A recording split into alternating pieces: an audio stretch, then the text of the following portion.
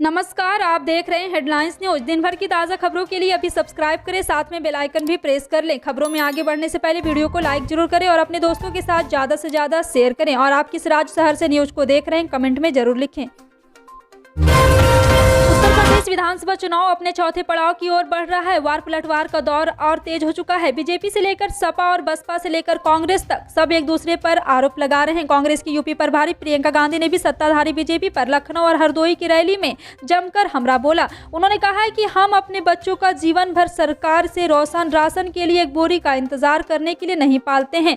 थोड़ा सा पैसा और फ्री राशन से लोग आत्मनिर्भर नहीं बन पाएंगे। प्रियंका गांधी ने अप्रत्यक्ष रूप से सीएम योगी आदित्यनाथ पर हमला बोला। उन्होंने कहा है कि वो कहते हैं चर्बी निकाल देंगे, मैं उनसे पूछती हूँ भर्ती कब निकालोगे। प्रियंका गांधी ने कहा बीजेपी ने पिछले 5 साल में क्या फायदा किया है। वो धर्म की बात करते हैं, पाकिस्तान और आतंकवाद की बात करते हैं, लेकिन कभी भी महंगाई और बेरोजगारी के आतंक की बात नहीं करते। लोगों के पास खाने के लिए पैसे नहीं और वे हमारा ध्यान धर्म और पाकिस्तान पर मोड़ रहे हैं। मुख्यमंत्री अशोक गहलोत के 2 सलाहकार भी अब आरएसएस मेंस परीक्षा को स्थगित कराने की मांग कर रहे हैं। अभ्यर्थियों के समर्थन में आ गए हैं। रविवार देर शाम को सीएम सलाहकार और कांग्रेस विधायक वेद प्रकाश सोलंकी राजस्थान विश्वविद्यालय के मुख्य द्वार पर पहुंचे और अभ्यर्थियों के साथ धरने पर बैठ गए। इस दौरान सोलंकी ने सचिन पायलट से भी अभ्यर्थियों की बात करवाई है। सोमवार को सीएम सलाहकार और निर्दलीय विधायक संयम लोढ़ा ने भी इसी मसले पर मुख्यमंत्री अशोक गहलोत को चिट्ठी लिखी है। इसमें उन्होंने अभ्यर्थियों की मांग का जायज बताते हुए आरएस मेंस की परीक्षा तिथि आगे बढ़ाने का आग्रह किया है।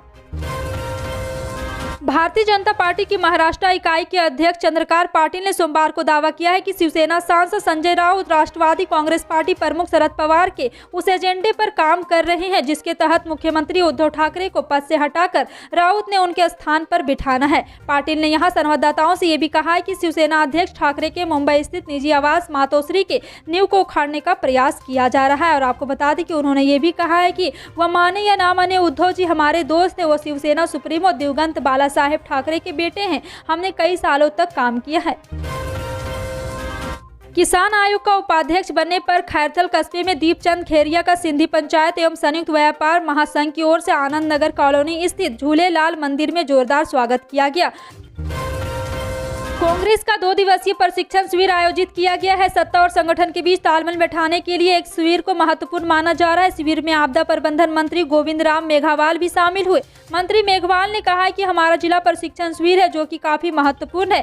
शिविर का उद्देश्य एक तो कार्यकर्ताओं को पार्टी और संगठन के बारे में अपडेट कराना, साथ ही 23 फरवरी को आने वाले बजट के बाद सभी जिलों में नेता और कार्यकर्ताओं द्वारा सरकार की योजनाओं के बारे में बताना है। इसके साथ ही कार्यकर्ताओं की ओर से बचे कामों का फीडबैक लेना है ताकि आने वाले 2 साल में वो पूरा करवा सके। और आप देख रहे हैं, जी हाँ, आपको बता दें कि इस प्रशिक्षण की गंभीरता ये है कि खुद प्रदेश अध्यक्ष 1 घंटे का प्रशिक्षण दिए हैं।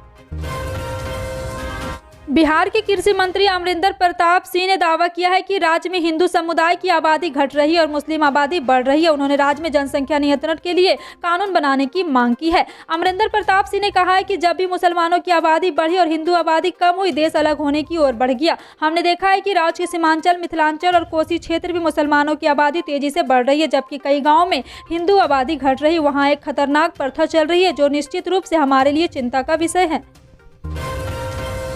उत्तर प्रदेश विधानसभा चुनाव को लेकर सोमवार को प्रचार के लिए पहुंचे दिल्ली के मुख्यमंत्री और आम आदमी पार्टी के संयोजक अरविंद केजरीवाल ने कहा कि यूपी में किसी दल को बहुमत नहीं मिलने के आसार है। उन्होंने ये भी कहा है कि हंग असेंबली हुई तो वह भारतीय जनता पार्टी को सत्ता से बाहर रखने के लिए किसी भी दल को समर्थन देने को तैयार है।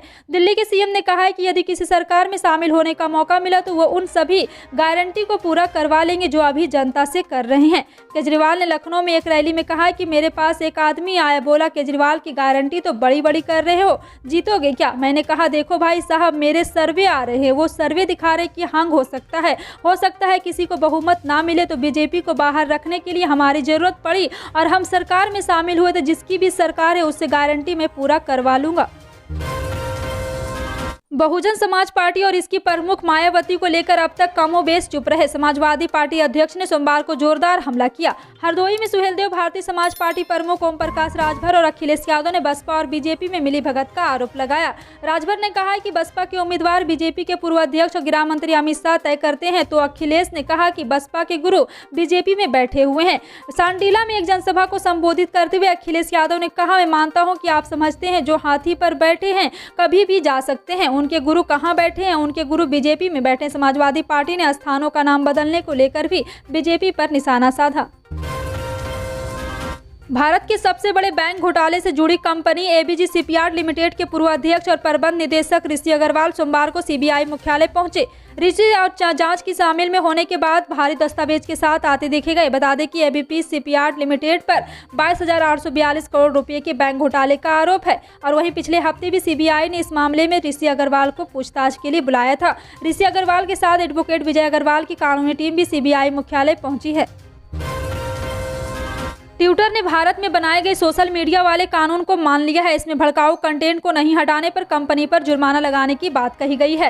ट्विटर ने भारत का नाम लिए बिना प्राइवेसी, डेटा प्रोटेक्शन, डेटा को लोकल लेवल पर रखना और साइबर सिक्योरिटी जैसी समस्याओं का जिक्र किया है। उसका कहना है कि वो मानहानि, बौद्धिक संपदा का अधिकार, प्रचार और प्राइवेसी के अधिकार, गलत कंटेंट, गलत सूचना, कंटेंट रेगुलेशन जैसी चीजों को मैनेज करती है। जी हाँ, आपको बता दें कि सुप्रीम कोर्ट के वकील पवन दुग्गल के मुताबिक जुर्माना केवल तभी लागू होता है जब आप पर कोई अपराध घोषित होता है और आपको दोषी ठहराया जाता है। उन्होंने कहा कि भारत में अब तक ट्विटर को किसी भी मामले में दोषी नहीं ठहराया गया है, लेकिन लगभग 4 एफआईआर में कोर्ट में मुकदमा चल रहा है। उत्तर भारत के कई राज्यों में खिलती धूप के कारण अब धीरे धीरे ठंड का असर कम होता जा रहा है। मौसम विभाग के पूर्वानुमान की माने तो फरवरी के आखिरी सप्ताह तक बहती हवा के कारण हल्की ठंड रहेगी, जिसका असर मार्च के दूसरे हफ्ते तक देखने को मिल सकता है। इसी बीच मौसम विभाग ने कहा है कि 22 फरवरी को पश्चिमी हिमालय के पास एक डिस्टर्बेंस बनने की उम्मीद जताई जा रही है। इस डिस्टर्बेंस के कारण सिक्किम, छत्तीसगढ़, जम्मू कश्मीर, तटीय तमिलनाडु में तेज हवा के साथ हल्की बारिश हो सकती है। वहीं उत्तर पश्चिमी भारत के ज्यादातर हिस्सों के तापमान में हल्की बढ़त भी महसूस की जा सकती है। भारत में कोरोना के मामले कम हो रहे हैं, लेकिन ओमिक्रॉन के सब वेरिएंट ने BA.2 ने चिंता बढ़ा दी है। जी हां, आपको बता दें कि कोरोना वायरस के नए वेरिएंट ओमिक्रॉन के सब वेरिएंट BA.2 मूल वेरिएंट से भी ज़्यादा तेजी से फैलने वाला है। अलग अलग हुई स्टडी में ये बात सामने आई है। साथ ही स्टडी में इस बात का भी पता चला है कि ओमिक्रॉन सब वेरिएंट BA.2 डेल्टा से भी खतरनाक हो सकता है या कोरोना के गंभीर बीमारी का कारण बन सकता है। महामारी विज्ञानी एरिक फेंग ने कहा है कि इस वेरिएंट ने चिंता बढ़ा दी है। पश्चिम बंगाल की मुख्यमंत्री ममता बनर्जी ने सोमवार को कहा है कि छात्र नेता अनीस खान की रहस्यमय परिस्थितियों में हुई मौत की जांच के लिए विशेष जांच दल का गठन किया जाएगा।